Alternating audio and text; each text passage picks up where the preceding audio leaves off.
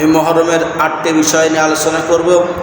1 নম্বর মহরমের তাৎপর্য, 2 নম্বর মহরমের করণীয়, 3 নম্বর মহরমের বর্জনীয়, 4 নম্বর ভুল প্রচলিত হাদিস, 5 নম্বর রোজার হুকুম, 6 নম্বর শোক পালন করা বা মাতন পালন করা, মৃত্যুতে করণীয় কি। এই 8টি বিষয় নিয়ে আমি সংক্ষেপে আলোচনা করব। এই মহরমের আজকে 10 মহরম। এই দিনে অনেক ঘটনা আছে এবং এই মহরমের যে 10, এই 10 মহরম জুমার দিন। আজকে জুমার দিন। এই জুমার দিনে মহরমের 10 তারিখে কিয়ামত হবে। আজকে সে দেখেন আল্লাহ রাব্বুল আলামিন আমাদেরকে সে মহরমের 10 তারিখ জুমার দিন আমাদেরকে একত্রিত করেছেন।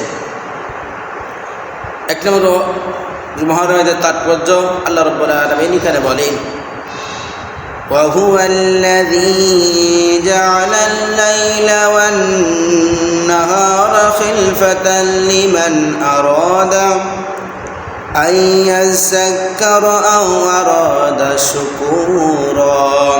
আমার আল্লাহ রাব্বুল আলামিন বলেন, যারা উপদেশ গ্রহণ করে এবং কৃতজ্ঞতা প্রকাশ করতে ইচ্ছুক, এবং আমি তাদের দিন সৃষ্টি করেছি তারা যেন পরস্পরে একে অপরের অনুগামী হয়। আল্লাহ রাব্বুল আলামিন বলেন, আমি আকাশমণ্ডলী পৃথিবী সৃষ্টি করেছি। এই দিন হতেই আল্লাহর বিধানে অনুযায়ী এই 10 মহরমে পৃথিবী আল্লাহ আকাশমণ্ডলী সব কিছু সৃষ্টি করেছেন। এবং মহরমের মাসসমূহের মধ্যে 4টি মাস হলো সম্মানী এবং সম্মানিত মাস, পবিত্র মাস। যে 4টি মাসে আল্লাহ রাব্বুল আলামিন জুলুম, অত্যাচার, অন্যায় করা নিষেধ করে দিয়েছেন। যারা এই 4টি মাস জুলুম করে, নির্যাতন করে, অন্যায় গুনাহের কাজ করে, আমার রব বলেন তাদের বিরুদ্ধে যুদ্ধের ঘোষণা দিয়েছি। এই 4টি মাস আমরা যত অন্যায়, অশ্লীলতা, জুলুম আমরা থেকে বিরত থাকবো। 1 নম্বর হলো জিলকাদ, 2 নম্বর জিলহজ, 3 নম্বর রজব, 4 নম্বর হলো সেই মহরম।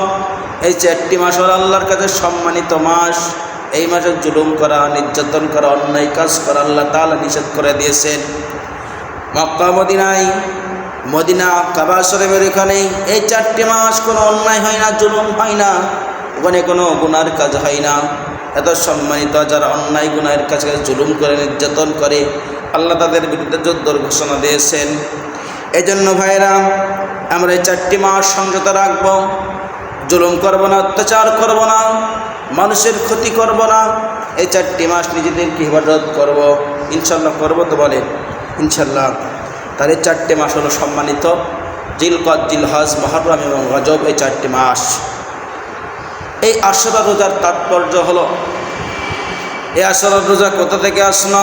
এই 10 মহরমে মুসা আলাইহিস সালামকে ফিরাউনের কবল থেকে আল্লাহ তাআলা রক্ষা করেছিল। ফিরাউনকে এই 10 মহরমে লোহিত সাগরে বা নীল নদী, ওখানে তাকে পানিতে ডুবাই মেরেছিল। আর এই যখন মুসা আলাইহিস সালাম ফিরাউনের কবল থেকে, অত্যাচারী থেকে আল্লাহ তাআলা এই 10 মহরমে তাকে এই দিন মুক্ত করেছিলেন। এই শুকরিয়া স্বরূপ মুসা আলাইহিস সালাম একটি রোজা রেখেছিলেন। সে অনুযায়ী ইহুদিরা একটি রোজা রাখত এবং বিশ্বনবী এটা পাল বিশ্বনবী বেশি তার অধিক নিকটবর্তী, তারাও নবীদের সম্পর্কে অবগত ছিলেন। বিশ্বনবী যখন দেখেন ইহুদিরা একটা রাখলেন, তখন বিশ্বনবী 2টা রোজা রাখতেন। এই জন্য যারা রোজা রাখবেন, হয় 9-10, নয় 10-11, 2 দিন রোজা রাখবেন, একটি রোজা রাখবেন না। একটি রোজা হলো ইহুদিদের রাখতো, খ্রিস্টানরা রাখতো। এই জন্য আমরা মুসলমান, আমরা 2টা রোজা রাখবো। 9-10, 9-10-11, এই 2টা দিন আমরা রোজা রাখবো। এবং এই 2টা রোজা রাখলে কি হয়? আল্লাহ রাসূল সাল্লাল্লাহু আলাইহি ওয়াসাল্লাম বলেন, যারা মহরমের রোজা রাখবে, এই মহরমের রোজার আগে, রমজানের রোজা ফরজ হওয়ার আগে মহরমের রোজা সবচেয়ে উত্তম ছিল, ফরজ ছিল, উত্তম ছিল সবচাইতে।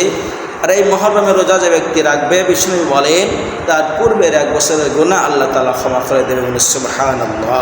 এই জন্য মহরমের রোজা রাখার চেষ্টা করবেন। এবং বিষ্ণু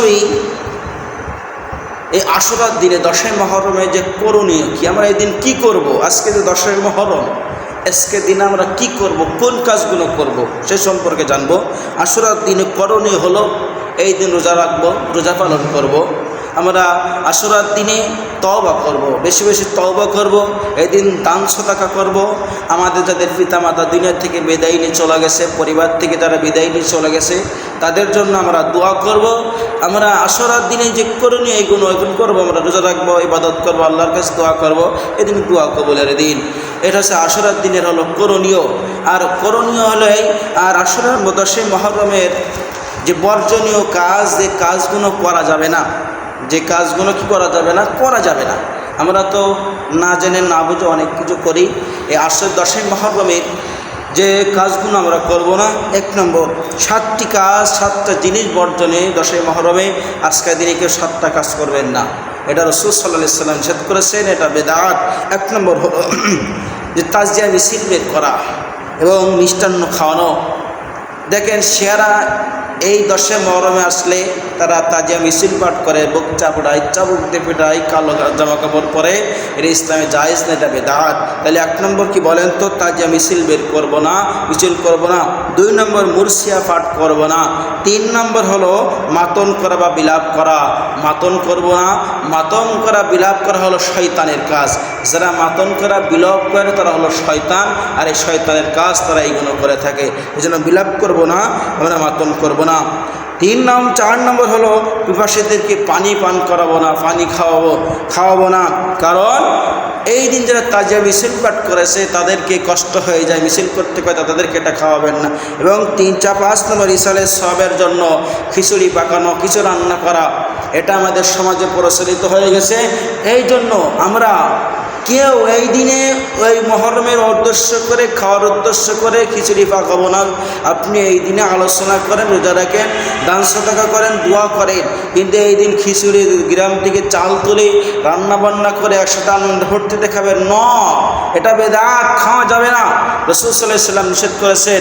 10 মুহররমের যে কারণ করুণ কাহিনী হলো হুসাইন রাদিয়াল্লাহুকে যে নির্মমভাবে হত্যা করেছিল ইয়াজিদ, এই মর্মযুক্ত কাহিনী। এটাতে তাদের জন্য দোয়া করতে হবে। এটা খুব করণীয়, কারণ এদিন খাওয়ার দিন নয়, এই দিন খাওয়ার দিন নয়। আমরা এটা আসলো কোথা থেকে? হুসাইন রাদিয়াল্লাহুর মরে যাওয়ার মৃত্যুর 300 বছর পরে এটা চালু করে শিয়ারা। ওখান থেকে 340-70 বছর, 340 বছর পরে মিশরে এক শিয়া, তিনি এক বইতে এটা লিখেছে। তখন থেকে এটা ইরাকে এটা পরিচালিত আছে। আমরা এটা করব না। হুসাইন রাদিয়াল্লাহু 300 বছর মরে যাওয়ার পরে এটা চালু হয়। এবং 6 নম্বর বাচ্চাদের খালি গিয়ে রাস্তা ওঠাবো না। এবং 7 নম্বর ঢোল তবলা বাজাবো না। তারা ঢোল তবলা বাজায় বিভিন্ন করে। এই 7টি কাজ হলো বর্জনীয়। এই 7টি কাজ আমরা কেউ করবো না ইনশাআল্লাহ।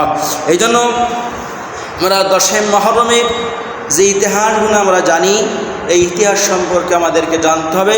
এই 10 মুহররমের কিছু ঘটনা আমি সংক্ষেপে তুলে ধরব। এখন বিস্তারিত বললে সময়ের কারণে হয়তো আমি সময়ের জন্য হয়তো সম্পূর্ণ তুলে ধরতে পারবো না। এই জন্য সংক্ষেপে আমি কিছু ঘটনা তুলে ধরব। 1 নম্বর, 10 মুহররমে এই পৃথিবী ধ্বংস হবে। এই 10 মুহররমে আল্লাহ তাআলা কিয়ামত দেবেন। এই 10 মুহররম পৃথিবী সৃষ্টি করেছেন। এই 10 মুহররমে আল্লাহ রাব্বুল আলামিন বাবা আদম আলাইহিস সালাম এবং মা হাওয়া আলাইহিস সালামকে জাবালে রহমত আরাফাত ময়দানে একত্রিত করেন এবং আল্লাহ রাব্বুল আলামিন তাদের দোয়াটা কবুল করেন, বলে সুবহানাল্লাহ।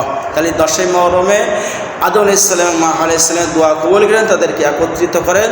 350 বছর পরে এই 10 মুহররমে এই দিন তাহলে বোঝা গেল আল্লাহ তাআলা দোয়া কবুল করেন। ইউসুফ আলাইহিস সালামকে কূপ থেকে তার ভাইরা যে ফেলাই দিয়েছিল, ওই কূপ থেকে 10 মুহররমে আল্লাহ তাআলা তাকে রক্ষা করেছিল। এবং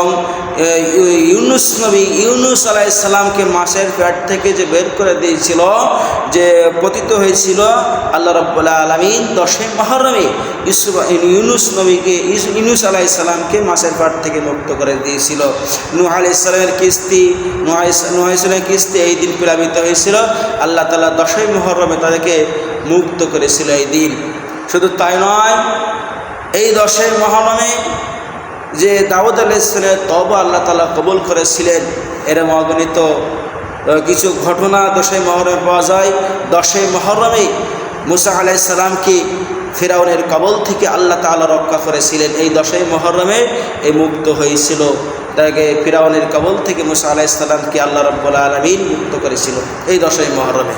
এই জন্য 10ই মুহররম করণীয় ঘটনা হলো হুসাইন রাদিয়াল্লাহু, তাকে নির্মমভাবে ইরাকের কুফা নগরীতে নির্মমভাবে তাকে হত্যা করা হয়। হুসাইন রাদিয়াল্লাহুর যে নির্মম ঘটনা আমরা জানি।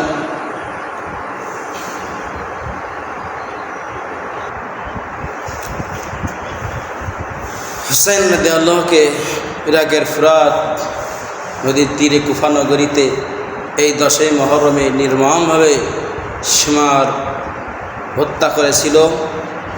ওই বিষয়ে এখন যাব না।